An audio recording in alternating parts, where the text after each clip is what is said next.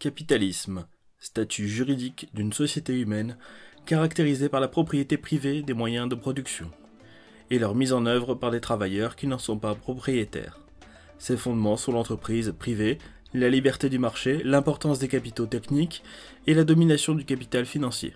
Régime politique, économique, social, dont la loi fondamentale est la recherche systématique de la plus-value, grâce à l'exploitation des travailleurs par les détenteurs des moyens de production en vue de la transformation d'une fraction importante de cette plus-value en capital additionnel, source de nouvelles plus-values. Bonjour à tous et bienvenue sur Respublica Universalis. Aujourd'hui on va parler de la dynamique du capitalisme vue par Schumpeter. Au début du XXe siècle, le capitalisme est devenu le système économique, politique et social dominant dans les pays occidentaux. Cette domination est cependant contestée dès 1862. Clément Juglar montre que l'économie est marquée par des cycles, périodes de contraction et d'expansion successives qui sont liées au développement des échanges et de la production. Le système capitalisme est un volcan instable, secoué régulièrement de convulsions, des convulsions qui peuvent ravager la vie de millions d'individus. Karl Marx prédit lui que le capitalisme est appelé à s'effondrer, soit parce que les capitalistes s'éliminent entre eux, soit parce que la succession des crises fait baisser le taux de profit des capitalistes. On peut ajouter que pour Karl Marx, la paupérisation des masses déclencherait une révolte généralisée. John Maynard Keynes, dans les années 1930, juge que le capitalisme est en danger. Il fait le même constat que Marx, mais pense lui que les capitalistes doivent redistribuer une part de leur richesse à l'État et indirectement aux travailleurs, pour ainsi soutenir la demande des consommateurs et des entreprises. En gros, il veut une forme de compromis entre travailleurs et capitalistes.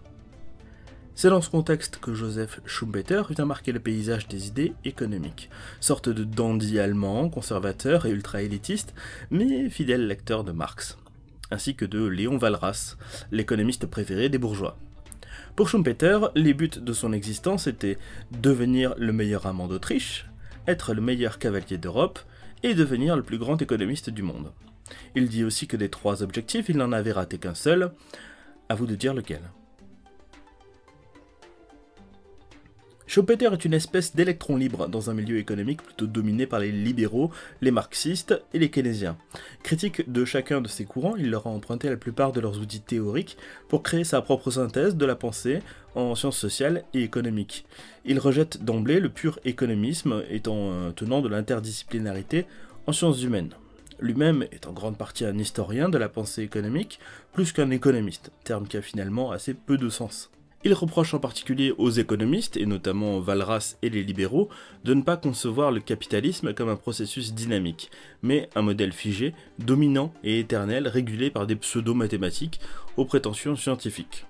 Comme chez Lambert Elias, qui nous présentait la dynamique de l'État, le capitalisme est une dynamique économique, sociale et politique, mouvante, complexe, innovante, avec des origines et donc très probablement une fin. Dans la théorie de l'évolution économique, Schumpeter se focalise sur ce qu'il estime être la clé de voûte du capitalisme, l'innovation. L'innovation est différente de la simple invention. Pour Schumpeter, une innovation se caractérise par de nouvelles combinaisons dans les méthodes de production, par exemple le taylorisme, de nouveaux biens, l'exemple du numérique, ou de nouveaux débouchés commerciaux, exemple la mondialisation, ou une nouvelle source de matières premières, par exemple le charbon puis le pétrole. La constitution de grands monopoles et de firmes multinationales est pour lui une innovation majeure et souhaitable du capitalisme contemporain. En effet, ces monopoles et oligopoles ont les moyens de lancer des programmes de recherche à long terme, d'encourager la recherche fondamentale et de risquer de nouveaux produits sur les marchés. Prenons l'exemple par exemple en France du TGV ou du Minitel qui sont produits d'une économie gérée essentiellement par l'État. La dynamique du capitalisme moderne passe donc par des groupes assez larges, capables d'apporter des solutions aux problèmes économiques et sociaux majeurs que se posent des sociétés en pleine croissance dans un monde en plein processus de mondialisation. On retrouve curieusement dans cette définition les États, même si Schumpeter avait aussi en tête des firmes privées à grande échelle. Au contraire, pour lui, la concurrence n'entraîne le plus souvent qu'une innovation de court terme, et ce qu'on appelle de la recherche-développement, qui ne vient pas créer de cycle de croissance. Cette notion de cycle de croissance est centrale dans sa pensée. Chacune des innovations est susceptible de créer des secteurs économiques entiers, capables de structurer jusqu'à toute notre civilisation. Prenons l'exemple du pétrole, des pratiques culturelles et sportives, des investissements, des infrastructures, des conflits autour de cette seule ressource. Pour autant, innovation ne rime pas nécessairement avec croissance. Pour Schumpeter, deux figures sont nécessaires à l'expansion économique. Et il faut bien les distinguer. D'une part, l'entrepreneur est le principal personnage, ambitieux, énergique, égoïste, intelligent et opportuniste. Il est guidé par ses pulsions et son ego. C'est cette figure d'anti-héros moderne, souvent non conformiste, capable de prendre des risques, qui doit saisir les opportunités et les innovations pour les transformer en investissements. Il est cependant dépendant d'un deuxième personnage, le banquier. L'épargne et l'argent réel ne suffisant pas, l'entrepreneur est dépendant du crédit, créé de rien par les banques, sur la base de la confiance dans les revenus futurs. Le banquier sera rémunéré en ponctionnant les profits, il sera plus incité à financer d'autres projets innovants. Pour équilibrer l'offre et la demande, les banques devront agir pour soutenir la demande également par le crédit. Ce portrait naïf n'anticipe pas le développement du capitalisme moderne. En effet, dans l'idée de Schumpeter, les États devraient continuer à incarner les entités capitalistiques et monopolistiques capables de réguler le système bancaire et tourner vers l'économie réelle. Pourtant, Schumpeter n'est pas un valet ingénu des capitalistes. Son analyse de Marx montre notamment qu'il a parfaitement compris que les crises font partie même du capitalisme. En effet, celui-ci ne génère pas des innovations de manière régulière et continue. Il profite en grande partie d'environnements, en partie non capitalistes, tels que les États ou les modes de production économique différents, par exemple les savoirs traditionnels. Ces innovations se font par grappes qui provoquent des cycles de croissance. Cette croissance perd peu à peu en efficacité. Les profits diminuent et l'attitude conservatrice et égoïste des agents économiques et des banques les pousse à privilégier des solutions moins risquées, l'immobilier, ou artificielles, la finance.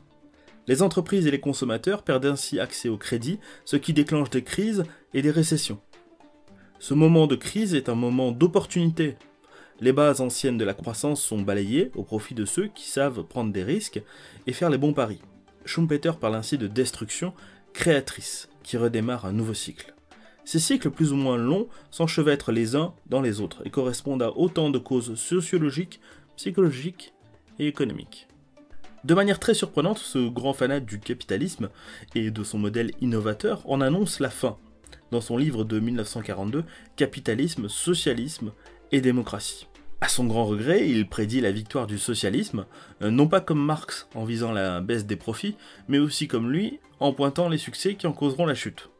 Le succès du capitalisme détruit la dynamique entrepreneuriale, ces derniers étant remplacés, rachetés par des gestionnaires incompétents, gavés à la rente d'opposition.